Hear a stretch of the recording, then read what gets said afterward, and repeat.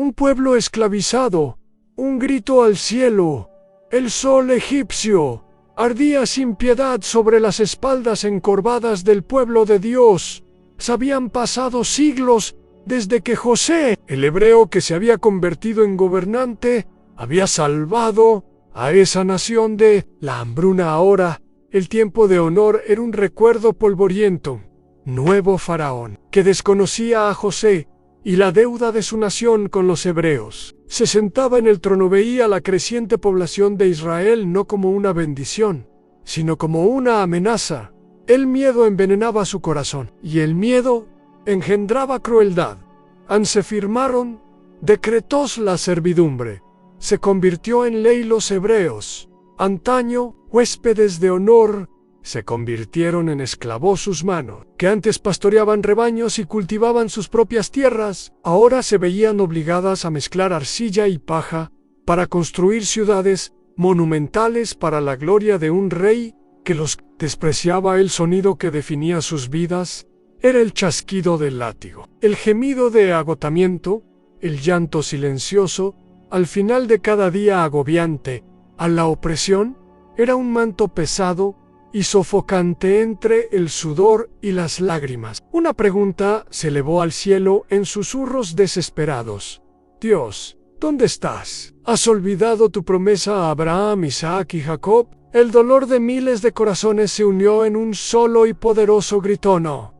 Era un grito de rebelión sino displica, un sonido que atravesó el bronce del cielo egipcio y llegó hasta el trono del Eterno. Y Dios escuchó en medio del sufrimiento de su pueblo. Preparó la respuesta. La liberación no vendría de un ejército, sino del llanto de un bebé, cuyo destino estaría para siempre entrelazado con el de su nación. El libertador estaba a punto de nacer. El bebé en la canasta ha nacido para liberarte. La crueldad del faraón no tuvo límites al ver que el trabajo forzado no disminuía la población hebrea. Su miedo se convirtió en una monstruosidad. Un terrible decreto resonó por las aldeas de Gosén, helando la sangre de cada familia.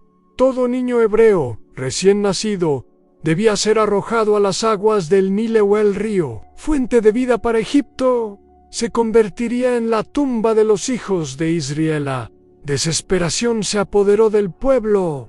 ¿Cómo podría haber futuro si sus hijos les eran arrebatados de los brazos? En medio de este terror, en un humilde hogar levítico, nació un niño. Su madre, Jocabet, lo miró a la cara y vio que era hermoso. Especial sentimiento poderoso, una fe que desafiaba el decreto del hombre más poderoso de la tierra, llenó su corazón. Este hijo no estaba destinado a morir durante 3 meses. Lo ocultó. Cada llanto era ahogado, cada movimiento un riesgo. El miedo era su compañero constante, pero la fe era su escudo cuando ya no pudo ocultarlo. Jocabet se negó a ceder a la desesperación. Dio un plan nacido de una profunda confianza en Dios. Con sus propias manos tejió una cesta de caña, sellándola con betún y brea para impermeabilizarla. Esa pequeña cesta se convirtió en un arca de salvación, un recipiente de esperanza con lágrimas en los ojos y una oración en los labios. Colocó a su preciado hijo dentro, lo besó en la frente y lo depositó con ternura entre los juncos, a orillas del Nilo. El mismo río que debería haber sido su tumba, ahora estaba encargado de protegerlo. Su hija, Mayoere, Miriam, observaba desde lejos, con el corazón latiendo con fuerza, velando por el destino de su hermano. El plan de Dios, sin embargo, era más complejo e irónico de lo que nadie podría haber imaginado. La hija del faraón, la princesa de Egipto, bajó al río a bañarse con su sirviente. Su mirada se fijó en la cesta flotante. La curiosidad la despertó. Al abrirla encontró al-Bibi llorando. El corazón de la princesa se llenó de compasión. Este es uno de los niños hebreos, dijo, reconociendo de inmediato la tragedia que se escondía tras la escena en ese momento. Miriam, con divina valentía, se acercó ¿quieres que vaya a llamar a una de las mujeres hebreas para que te cuide a este niño? La princesa accedió, y Miriam corrió a buscar a su madre. Así Jochebed recibió del palacio el pago para que criara a su propio hijo el niño, a quien la princesa llamó Moisés, porque lo saqué del agua. Creció en una paradoja viviente durante sus primeros años.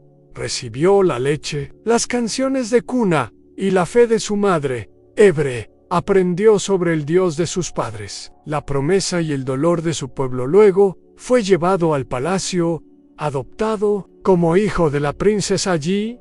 Fue instruido en toda la sabiduría de los egipcios, formado como príncipe, vestido de lino fino y rodeado de poder y riqueza. Vivió entre dos mundos en el palacio.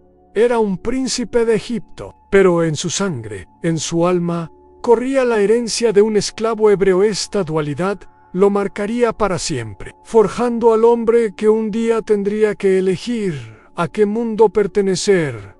A la sangre hebrea habla más fuerte. Pasaron los años. Moisés se convirtió en un hombre poderoso de palabra y obra, respetado en la corte del faraón. Recorrió los pasillos de mármol del palacio, lució las insignias de la realeza y dio órdenes que eran obedecidas con prontitud para los egipcios. Era uno de ellos, un príncipe, pero en su interior un conflicto silencioso lo consumía. Desde las ventanas del palacio observaba la construcción de las pirámides y los templos y sabía que cada bloque de piedra estaba cimentado con el sudor y la sangre de su pueblo. La curiosidad y la inquietud lo llevaron más allá de las puertas doradas, a las tierras de Gosén. Allí, la ilusión de su vida palaciega se hizo añicos. Vio con sus propios ojos la brutalidad de la esclavitud. Vio a hombres, mujeres y niños de su propio linaje trabajando bajo un sol abrasador, con el cuerpo marcado por los latigazos y la mirada vacía de esperanza. La visión lo hirió profundamente. No, era solo un príncipe, era hijo de aquel pueblo sufriente. Un día, la escena que tanto temía se desplegó ante él. Un capataz egipcio, con una crueldad desenfrenada, golpeaba a un esclavo hebreo. El hombre ya estaba en el suelo, apenas respirando, pero los golpes continuaban. Algo dentro de Moisés se quebró. La sangre de Abraham, Isaac y Jacob, latente durante 40 años bajo la cultura egipcia, bullía en sus venas. Mirando a un lado y a otro, sin ver a nadie, actuó una furia primigenia y justa se apoderó de él. Abalanzó sobre el egipcio y, en una confrontación rápida y fatal, lo mató. Presa del pánico, enterró el cuerpo en la arena, intentando ocultar no solo el cadáver, sino también la verdad sobre sí mismo que acababa de estallar. Al día siguiente, tratando de procesar lo que había hecho, regresó y vio a dos hebreos peleando. Cuando intentó separarlos, interrogando al agresor, recibió una respuesta que le heló el alma. ¿Quién te ha puesto como príncipe y juez sobre nosotros? ¿Acaso piensas matarme? ¿Cómo mataste al egipcio? Su secreto quedó al descubierto. La noticia corrió como la pólvora. El faraón se enteró del crimen y de la traición del príncipe. Hibrios decretó la pena de muerte. A Moisés no tuvo más remedio que huir. Dejó atrás el lujo, el poder y la identidad de un príncipe. Corrió al desierto, un hombre destrozado y fugitivo, sin pertenecer a ningún lugar ya. No era egipcio, y su propio pueblo lo había rechazado. La árida inmensidad de Madián le dio la bienvenida. Fue allí, exhausto y despojado de todo, que se sentó junto a un pozo. Defendió a las hijas de un sacerdote local, Jetro, de pastores hostiles. Como recompensa por su valentía, fue acogido en la familia de Jetro, y le dieron a su hija, Séfora, como esposa. El príncipe de Egipto se convirtió en un simple pastor durante 40 años. Vagó por las montañas y los valles, cuidando el rebaño de su suegro. El desierto lo despojó de su orgullo, su furia y su identidad egipcia. preparándolo silenciosamente para un encuentro que cambiaría no solo su vida, sino el destino del mundo. La zarza ardiente, llamado divino 40 años en el desierto, transformaron a Moisés. El impetuoso príncipe dio paso a un humilde pastor, de piel bronceada y manos callosas. Sus días estuvieron marcados por el silencio de las montañas y el balido de las ovejas. Conocía cada roca, cada sombra del desierto del Sinaí. Un día, guiando a su rebaño hasta los confines del desierto, llegó a Horeb, el monte de Dios. Allí, en medio de la soledad rocosa, ocurrió algo extraordinario. Un arbusto común del desierto, ardía, pero este fuego era diferente. Las llamas danzaban y crepitaban, pero las hojas y las ramas no se consumían. Era una visión imposible, una ruptura de las leyes de la naturaleza que capturó su atención. Iré allí a ver este gran espectáculo. ¿Por qué el arbusto no se quema?, pensó, acercándose con cautela. Al acercarse, una voz potente y resonante emergió del fuego, una voz que parecía hacer vibrar el suelo. «Moisés, Moisés». Asustado, respondió. Aquí estoy». «No vengas aquí», ordenó la voz. «Quítate las sandalias, porque el lugar donde estás es Tierra Santa». Moisés obedeció. Sintiendo la tierra sagrada bajo sus pies, tapó el rostro, pues temía mirar a Dios. Entonces, Dios se reveló. «Yo soy el Dios de tu padre, el Dios de Abraham, el Dios de Isaac y el Dios de Jacob. Visto la aflicción de mi pueblo en Egipto y he oído su clamor a causa de sus opresores. Conozco su sufrimiento, por eso he descendido para rescatarlos de la mano de los egipcios y sacarlos de esa tierra a una tierra buena y espaciosa, una tierra que mana leche y miel. Y ahora el clamor de los hijos de Israel ha llegado hasta mí. Ve, pues, y te enviaré al faraón para que saques a mi pueblo, los hijos de Israel, de Egipto». La orden fue como un trueno. Moisés, el pastor de 80 años, el fugitivo, el hombre que había perdido la voz y la confianza, tembló. «¿Quién soy yo?», balbuceó. «Para ir al faraón y sacar a los hijos de Israel de Egipto». Dios respondió con una promesa: «Yo estaré contigo». Pero Moisés dudó, lleno de dudas. «Pero si me preguntan, ¿cuál es tu nombre?, ¿qué les responderé?». Y Dios pronunció su nombre eterno, la declaración definitiva de su existencia y poder.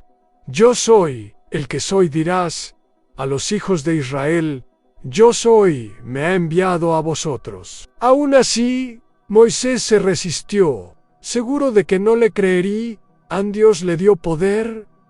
Su vara se convirtió en serpiente y luego volvió a ser vara. Su mano se enfermó de lepra y luego sanó. Finalmente, Moisés alegó su mayor debilidad: «Señor, no soy hombre de palabras fáciles. Soy torpe de palabra y torpe de lengua». La paciencia divina se mezcló con la reprensión.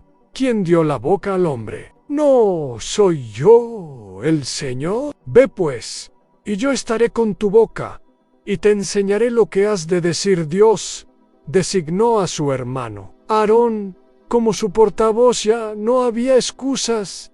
El llamado era irrevocable.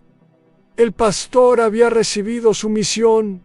Regresaría a Egipto, no como un príncipe fugitivo, sino como profeta del Dios Todopoderoso. De regreso a Egipto, el enfrentamiento con el faraón. El viaje de regreso a Egipto fue un viaje de transformación. Moisés, ahora acompañado por su hermano Aarón, regresó no como el príncipe que había huido, sino como embajador del Rey del Universo. Las arenas que una vez presenciaron su huida ahora sentían las huellas de su misión divina. Al regresar a Gosén, él y Aarón reunieron a los ancianos de Israel. Aarón pronunció las palabras que Dios había ordenado, y Moisés Realizó las señales cuando el pueblo vio que la vara se convertía en serpiente y que la mano de Moisés sanaba. La esperanza, largamente extinguida, reavivó sus corazones, cayeron de rodillas y adoraron, pues sabían que Dios finalmente se había acordado de ellos. Con el pueblo a su lado, el siguiente paso era el más peligroso, aun una confrontación directa con el hombre, que se consideraba un dios en la tierra. Moisés y Aarón entraron en el suntuoso palacio del faraón. El contraste era marcado en los dos hermanos, vestidos con sencillez, envejecidos por la vida en el desierto y el cautiverio, se encontraban ante el trono dorado de un monarca, adornado con joyas y arrogancia. Sin dudarlo, transmitieron el mensaje. Divinó la voz de Aarón, resonó en la sala del trono, clara y firme. Esto dice el Señor Dios de Israel: deja ir a mi pueblo para que me celebre una fiesta en el desierto. El faraón los miró con una mezcla de desprecio y diversión. El poder absoluto lo había vuelto sordo a cualquier autoridad que no fuera la suya. ¿Quién es el Señor para que yo escuche su voz y deje ir a Israel? No conozco al Señor, ni tampoco dejaré ir a Israel para él. Era una afrenta, una insolencia por parte de dos viejos esclavos que representaban a un dios tribal invisible. Los veía como alborotadores, perezosos que querían evadir el trabajo.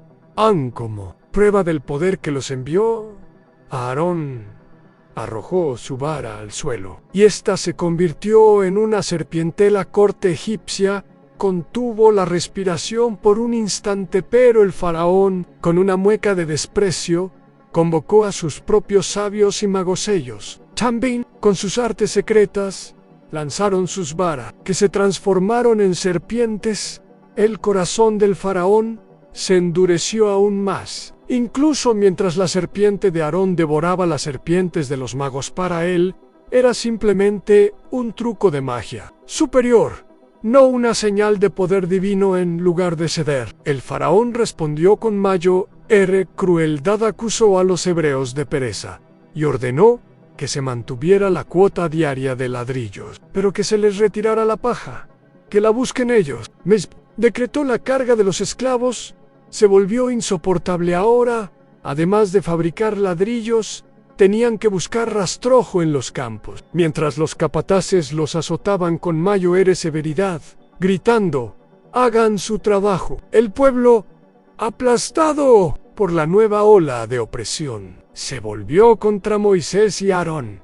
Que el Señor los mire y los juzgue, pues nos han hecho odiosos a los ojos del faraón. Se lamentaron. El primer enfrentamiento había resultado en fracaso y mayor sufrimiento. El corazón de Moisés estaba angustiado, pero Dios reafirmó su promesa. La batalla de voluntades apenas había comenzado. El faraón, en su arrogancia, había desafiado al Dios de Israel. Ahora, él y todo Egipto conocerían el terrible poder que encierra el nombre Yo Soy. En las 10 plagas, el juicio de Dios, la confrontación, se intensificó. La negativa del faraón no fue una mera decisión política, fue un desafío directo al Creador, y Dios respondió, no con argumentos, sino con poder. El juicio sobre Egipto vendría en oleadas, cada una más devastadora que la anterior, desmantelando el panteón de dioses egipcios y demostrando que solo el Señor era Dios. En la primera plaga,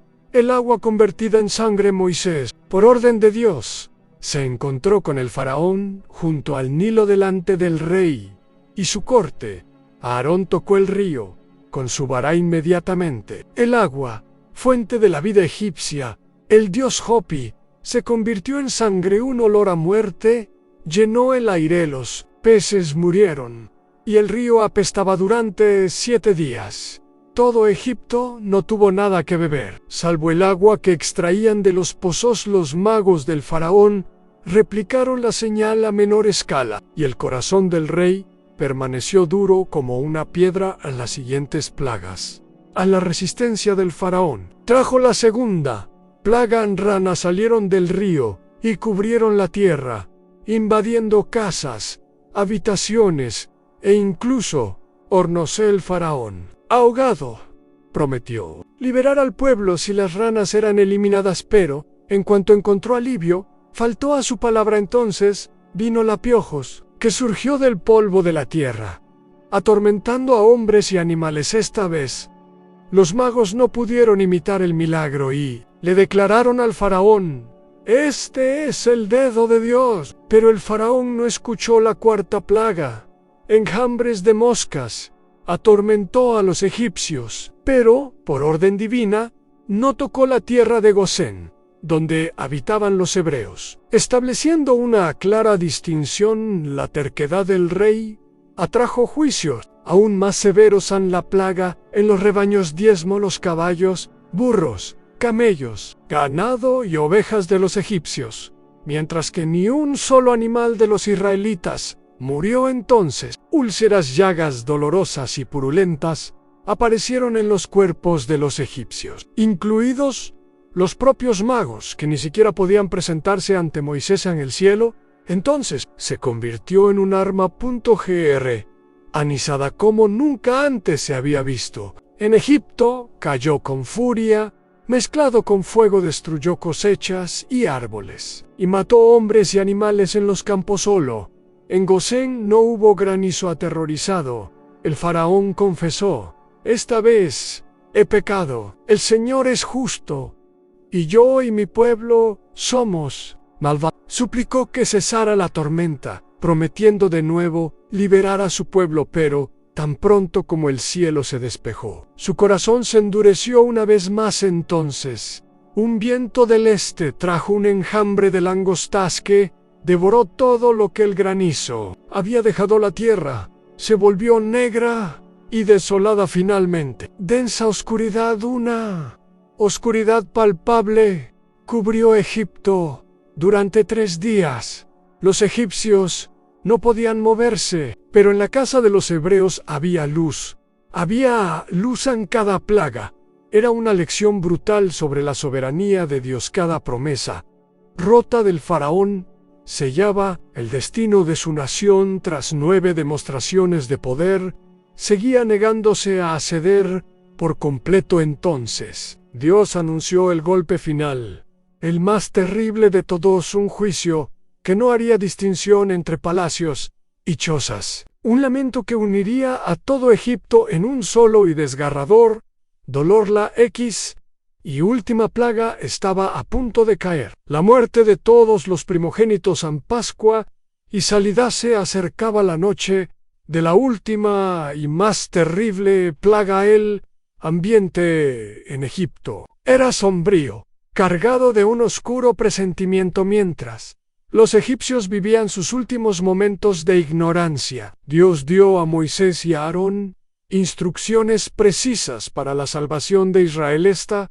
no sería solo una noche de liberación, sino un memorial que celebrarían todas las generaciones futuras. Sería la institución de la Pascua Pesaj, que significa pasaje. En cada familia hebrea debía tomar un cordero de 1 año, perfecto y sin defecto. El animal debía ser sacrificado. Al anochecer, su sangre, símbolo de vida, no debía ser derramada en vano. Con un manojo de hisopo debían untar la sangre en los 2 postes y la viga superior de la puerta de sus casas. Esta sangre sería la señal. Cuando vea la sangre, dijo el Señor, pasaré de largo, y no habrá entre ustedes plaga que los destruya cuando hiera la tierra de Egipto. Dentro del hogar, la familia debía asar el cordero al fuego y comerlo apresuradamente, con pan ácimo y hierbas amargas. El pan ácimo simbolizaba la prisa de la partida. Sin tiempo para esperar a que la masa levara, las hierbas amargas eran un recordatorio de los años de amarga esclavitud. Debían comer vestidos para el viaje, ceñidos los lomos, con sandalias en los pies y bastón en la mano. Estaban preparados, esperando la orden de marcha en esa noche, mientras los hebreos obedecían con fe silenciosa en sus hogares manchados de sangre. La medianoche cayó sobre Egiptown. Silencio sepulcral precedió a la tragedia. Entonces, el ángel de la muerte, el destructor enviado por Dios, pasó sobre la tierra donde quiera que faltaba la sangre del cordero. Entraba la muerte en cada hogar egipcio, desde el palacio del faraón, donde murió su primogénito y heredero, hasta la más humilde celda de la mazmorra, donde pereció el hijo del prisionero. El primogénito fue herido de muerte. Un clamor se alzó en Egipto, no un clamor de rabia, sino de pura agonía y pánico, un lamento unánime de toda una nación. No había casa egipcia sin un muerto. El corazón del faraón finalmente no solo se quebró, sino que se rompió esa misma noche. Llamó a Moisés y a Aarón y, con la voz entrecortada por el dolor, ordenó: levántense, salgan de en medio de mi pueblo, ustedes y los hijos de Israel. Vayan, sirvan al Señor como han dicho, tomen sus ovejas y sus vacas, y vayan, y bendíganme también, impulsados por los propios egipcios, quienes les dieron oro, plata y ropa, instándolos a partir. Los hebreos partieron después de 430 años. La promesa se estaba cumpliendo. Una multitud de más de 600.000 hombres, además de mujeres y niños, salió de la tierra de esclavitud.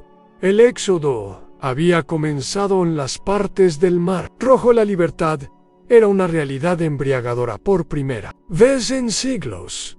Los hijos de Israel caminaban como un pueblo libre. El desierto se extendía ante ellos, pero no estaban solos. Dios los guiaba de maneras visibles y milagrosas durante el día. Una columna de nube los precedía, mostrando el camino y ofreciéndoles sombra del sol abrasador. Por la noche, la nube se transformaba en una columna de fuego, iluminando el campamento y ofreciéndoles calor y protección. Era la presencia constante y palpable de su Dios libertador en Egipto.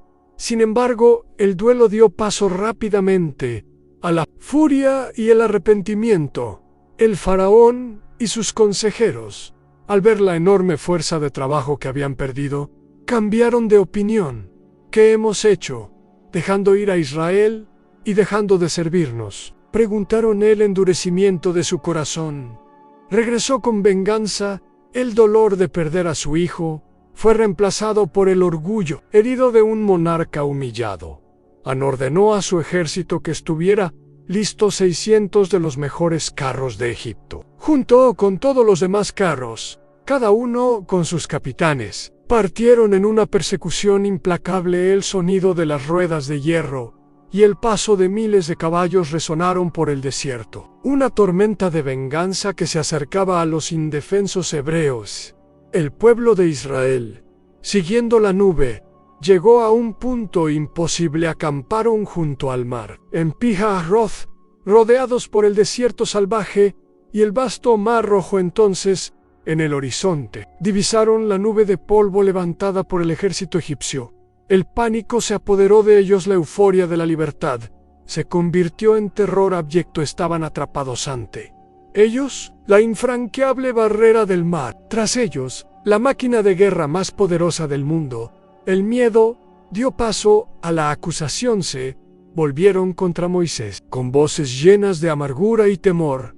¿No había sepulcros en Egipto para que nos trajeras a morir en el desierto? ¿Por qué nos has hecho esto al sacarnos de Egipto? ¿No es esto lo que te dijimos en Egipto, diciendo: déjanos servir a los egipcios? Mejor nos hubiera sido servir a los egipcios que morir en el desierto. En ese momento de extrema crisis, con el clamor de su pueblo y el rugido del ejército enemigo en sus oídos, la fe de Moisés resplandeció. Se volvió hacia la multitud aterrorizada y exclamó con autoridad divina: no teman, quédense quietos y vean la salvación que el Señor hará hoy por ustedes, porque nunca volverán a ver a los egipcios que vieron. Hoy el Señor peleará por ustedes y ustedes guardarán silencio. Entonces Dios le ordenó a Moisés: di a los hijos de Israel que avancen, y tú, alza tu vara, extiende tu mano sobre el mar y divídelo, para que los hijos de Israel pasen por en medio del mar. en seco. A medida que el pueblo vacilante comenzó a avanzar, la columna de nube que los guiaba retrocedió, colocándose entre el campamento israelita y el ejército egipcio para los hebreos. Era una nube brillante que iluminaba la noche. Para los egipcios era oscuridad y confusión. Impidiendo su avance, Moisés extendió su mano sobre el mar y el Señor hizo que soplara un fuerte viento del este. Durante toda la noche las aguas comenzaron a moverse. A separarse lo imposible estaba sucediendo. El mar se dividió, formando dos muros de agua, uno a la derecha y otro a la izquierda. Y un camino de tierra firme apareció en el medio, guiados por el fuego divino. Los hijos de Israel entraron en el corazón del mar, caminando sobre Tiarafam, con las aguas suspendidas como muros de cristal líquido. A su lado han los egipcios. Al ver la huida, se lanzaron a ciegas al camino abierto, pero Dios luchó por Israel, desbarató al ejército. Atascando las ruedas de sus carros, el pánico se apoderó de los soldados. Huyamos de la presencia de Israel, porque el Señor pelea por ellos contra los egipcios. Pero ya era demasiado tarde cuando el último hebreo pisó la otra orilla. Dios le ordenó a Moisés: extiende tu mano sobre el mar, para que las aguas vuelvan sobre los egipcios. A Moisés obedeció. Las murallas de agua se derrumbaron con una furia abrumadora, engullendo los carros, caballos y jinetes. Todo el ejército del faraón, que había entrado en el mar, pereció al amanecer. El pueblo de Israel vio los cuerpos de los egipcios en la orilla ese día. No solo se salvaron, fueron testigos del poder supremo y la salvación de su Dios. El miedo se convirtió en asombro, y creyeron en el Señor y en su siervo Moisés. En el desierto, en pruebas y milagrosa. La euforia de cruzar el Mar Rojo le siguió la dura realidad del desierto. La libertad tenía un precio, la dependencia total de Dios en una tierra inhóspita e implacable. El viaje fue una prueba constante para la fe del pueblo, y a menudo fracasaron. 3 días después de la celebración en la playa, su sed se volvió insoportable. Llegaron a un lugar llamado Mara, pero las aguas eran amargas, imbebibles. El canto de victoria dio paso a murmuraciones y quejas. ¿Qué beberemos? La corta memoria del pueblo olvidó rápidamente el milagro del mar. Moisés clamó al Señor, quien le mostró un trozo de madera al arrojarlo a las aguas. Estas se volvieron dulce sal y Dios les dio estatutos y una promesa. En sí escuchaban su voz y obedecían.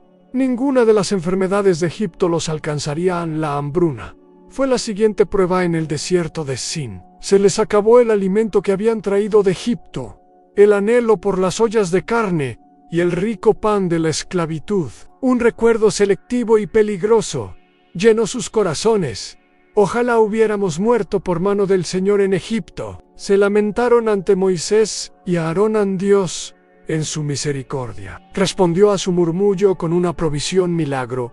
Se prometió hacer llover pan del cielo al anochecer. Una bandada de codornices cubrió el campamento, proveyendo de carne, y por la mañana, cuando el rocío se evaporó, apareció en la superficie del desierto una cosa pequeña y redonda como cilantro, blanca y con sabor a pastel de miel.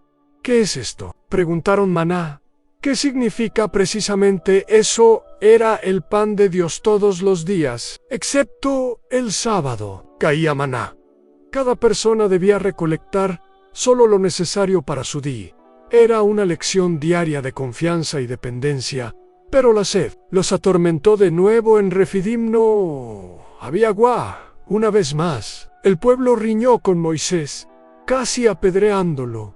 ¿Por qué nos sacaste de Egipto para matarnos de sed a nosotros, a nuestros hijos y a nuestro ganado? El corazón de Moisés se angustió, clamó a Dios, quien le dio una orden asombrosa.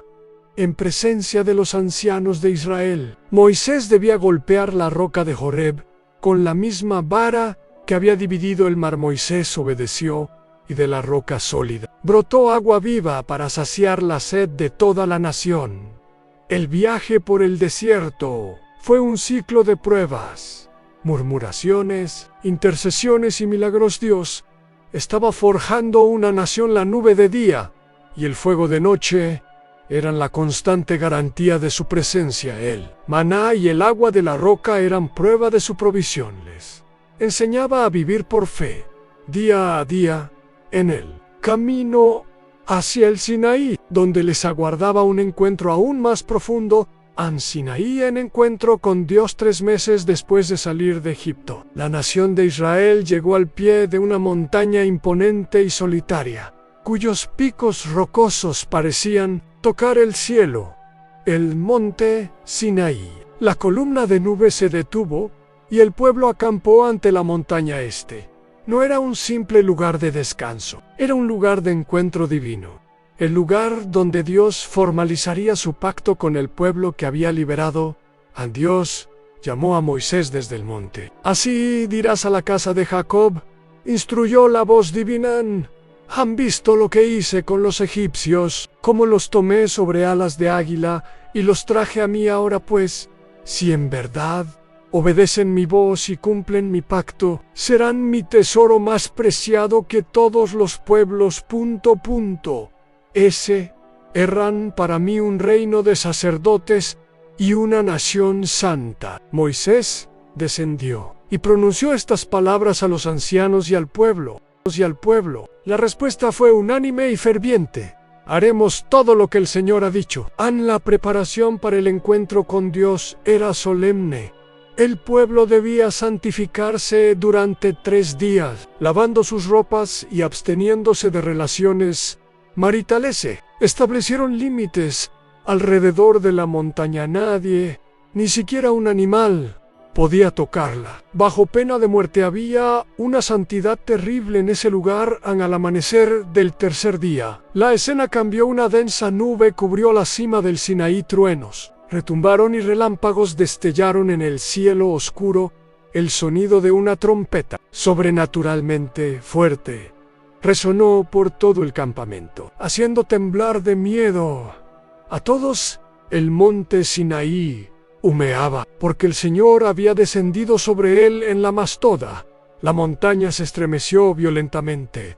La presencia de Dios era abrumadora, gloriosa y aterradora. En medio de esta teofanía, Dios llamó a Moisés a la cima solo. Moisés ascendió entre el fuego y el humo para encontrarse cara a cara con el Creador. Y allí, en la sagrada soledad de la montaña, Dios proclamó su ley con una voz como el estruendo de las aguas impetuosas. Pronunció los 10 mandamientos, los pilares éticos y espirituales de la alianza. Yo soy el Señor tu Dios, que te saqué de la tierra de Egipto, de la casa de servidumbre. No tendrás dioses ajenos delante de mí, no te harás imagen tallada, no tomarás el nombre del Señor tu Dios en vano. Acuérdate del día de reposo para santificarlo. Honra a tu padre y a tu madre. No matarás, no cometerás adulterio, no robarás, no darás falso testimonio contra tu prójimo. No codiciarás. El pueblo, al pie del monte, oyó la voz y vio los fenómenos, y, aterrorizado, pidió a Moisés, háblanos, y escucharemos, pero que no nos hable Dios, para que no muramos. A Moisés permaneció en el monte 40 días y 40 noches, recibiendo de Dios no solo los 10 mandamientos escritos por su propio dedo en 2 tablas de piedra, sino también todas las leyes civiles y ceremoniales que regirían a la nación. Este fue el nacimiento de Israel como nación teocrática, un pueblo independiente con una ley divina y un pacto sellado. El pacto quedó establecido. Dios sería su Dios y ellos serían su pueblo. La caída del becerro de Orumaintres. Moisés se encontraba en la cima del Sinaí, envuelto en la gloria y la presencia de Dios. Una tragedia se desató en el campamento. La ausencia de su líder puso a prueba la fe y la paciencia del pueblo 40 días de silencio parecieron una eternidad. La montaña humeante, antaño señal de la presencia de Dios, se convirtió para ellos en el símbolo de un líder perdido. A la ansiedad se convirtió en rebelión. Una multitud se reunió en torno a Aarón, el sumo sacerdote designado, con una exigencia impía: levántate, haznos dioses que vayan delante de nosotros, porque a este Moisés, el hombre que nos sacó de la tierra de Egipto, no sabemos qué le ha sucedido. Aarón, en un momento de aterradora debilidad y temor al hombre, cedió a la presión en lugar de erigirse como autoridad espiritual y reprender al pueblo. Les pidió sus aretes de oro, los fundió y Can-an-Sinsol modeló la imagen de un becerro, un ídolo que recordaba a los dioses de Egipto que habían dejado atrás. En la visión del reluciente ídolo de oro, provocó una explosión de falsa adoración. Estos son tus dioses, oh Israel, que te sacaron de la tierra de Egipto. Proclamaron. Aarón construyó un altar ante el becerro y anunció una fiesta al Señor para el día siguiente. El sincretismo fue completo y blasfemó al día siguiente. El pueblo madrugó, ofreció holocaustos y ofrendas de paz, y luego se sentó a comer y beber para un banquete idólatra y orgiástico al pie del monte sagrado en la cima. La ira de Dios se encendió diciendo: pronto, le dijo a Moisés, porque tu pueblo, que sacaste de la tierra de Egipto, se ha corrompido pronto, se han desviado del camino que les mandé. Ahora, pues, déjame que mi ira se encienda contra ellos y los consuma, y haré de ti una gran nación. El corazón de Moisés, el pastor, se quebró en ese momento. Reveló su verdadera grandeza, no como un líder poderoso, sino como un intercesor. Se interpuso entre la santidad de Dios y el pecado de su pueblo. Argumentó con Dios, recordándole sus promesas a Abraham, Isaac y Jacob, y lo que dirían los egipcios si destruía al pueblo que acababa de liberar. Y Dios, en su misericordia, cedió. Moisés bajó del monte, portando las 2 tablas de piedra donde estaba escrita la ley de Dios. Al acercarse al campamento, oír el canto y ver a los impíos danzando ante el becerro de oro, su ira se encendió en un acto de furia justa y simbólica. Arrojó las tablas al suelo, rompiéndolas al pie del monte. El pacto, apenas sellado, fue roto por el pueblo. Ese día, que debería haber sido un día de celebración de la ley, se convirtió en un día de juicio y duelo. En restauración y gloria, la ruptura de las tablas de la ley fue un símbolo devastador de la ruptura del pacto. El pecado del becerro de oro dejó una profunda herida en la relación entre Dios e Israel tras ejecutar el juicio sobre los principales instigadores de la idolatría. Moisés regresó a su papel más crucial, el de intercesor. Subió de nuevo al monte Sinaí, esta vez con una petición audaz y desesperada. Oró no solo por el perdón del pueblo, sino por la confirmación de la presencia de Dios con ellos. Si tu presencia no va con nosotros, no nos saques de aquí, declaró Dios, conmovido por la intercesión de Moisés y su propio pacto de amor. Accedió a perdonar y continuar con el pueblo.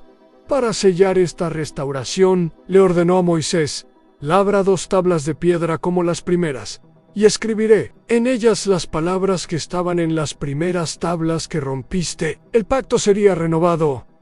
A Moisés pasó otros 40 días y 40 noches en el monte, ayunando.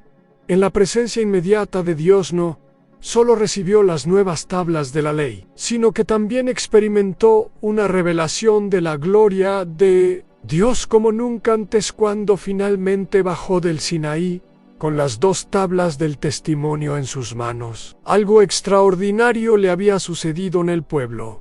Al verlo acercarse, retrocedió atemorizado. La piel del rostro de Moisés resplandeció con una luz sobrenatural. Había estado tan cerca de la santidad de Dios que la gloria divina misma se reflejaba en ella. Luz era tan intensa que tuvo que cubrirse el rostro con un velo para hablar al pueblo. Solo cuando entró en la presencia de Dios para hablar con él. Se quitó el velo con el pacto restaurado y la presencia de Dios reafirmada. El pueblo respondió con un corazón renovado y generoso. Moisés les dio las instrucciones de Dios para construir el tabernáculo, una tienda sagrada, un santuario portátil, donde la presencia de Dios moraría entre ellos. Hombres y mujeres de corazón generoso trajeron oro, plata, bronce, telas finas, pieles y piedras preciosas. Al mucho más de lo necesario, artesanos hábiles, llenos del Espíritu de Dios, construyeron el arca del pacto, el altar, el candelabro y todos los utensilios sagrados, tal como Dios le había mostrado a Moisés en el monte. Cuando finalmente se erigió el tabernáculo, la nube de la gloria del Señor lo cubrió, y la presencia de Dios llenó el santuario con tanta fuerza que ni siquiera Moisés pudo entrar el camino que había comenzado. Con la idolatría y el pacto roto, culminó con la restauración, la gloria y la morada de Dios entre su pueblo redimido, el legado del libertador durante 40 años. Moisés guió al pueblo de Israel por el desierto. Fue una ardua travesía, marcada por rebeliones, pruebas y milagros. Fue legislador, juez, profeta y pastor de una nación obstinada. Los guió en la batalla, intercedió por ellos cuando pecaron y los nutrió con la palabra de Dios. Su paciencia fue puesta a prueba hasta el límite, pero su fidelidad al Señor nunca flaqueó. Los condujo a las fronteras de Canaán, la tierra prometida. Desde allí, desde las llanuras de Moab, pudieron ver la tierra que fluía leche y miel, la meta de su larga peregrinación. Pero el destino final de Moisés fue agridulce por un acto de desobediencia en Meribá. Al golpear la roca en lugar de hablarle, Dios decretó que vería la tierra, pero no entraría en ella. Dios lo llamó a la cima del monte Nebo Alí. El Señor le mostró toda la extensión de la tierra prometida, desde Galad hasta Dan, la tierra de Neftalí, Efraín y Manasés, y toda la tierra de Judá, hasta el mar occidental. Esta es la tierra que juré a Abraham, a Isaac y a Jacob. Dijo el Señor: la he mostrado a tus ojos, pero no la cruzarás. A Moisés, siervo del Señor, murió allí, en la tierra de Moab, a la edad de 120 años. Sus ojos no se habían apagado, ni su vigor se había debilitado. Dios mismo lo enterró en un valle, y hasta el día de hoy nadie conoce su lugar de sepultura. Los hijos de Israel lo lloraron durante 30 días. Su duelo por su líder fue profundo, pues nunca más surgió en Israel un profeta como Moisés, a quien el Señor conociera cara a cara. El legado de Moisés trasciende su muerte. No solo fue el liberador que sacó a Israel de Egipto, sino también el mediador que les entregó la ley de Dios. Su vida es una epopeya de fe y falibilidad, de liderazgo valiente y profunda humildad. Aprendió que el poder no provenía de su condición de príncipe, ni de su propia fuerza, sino de su sumisión a Dios. Su viaje del palacio al desierto, de la zarza ardiente a la cima del Sinaí, es un testimonio eterno de la naturaleza del liderazgo, el peso de la obediencia y la fidelidad inquebrantable de un Dios que escucha el clamor de su pueblo y envía un libertador.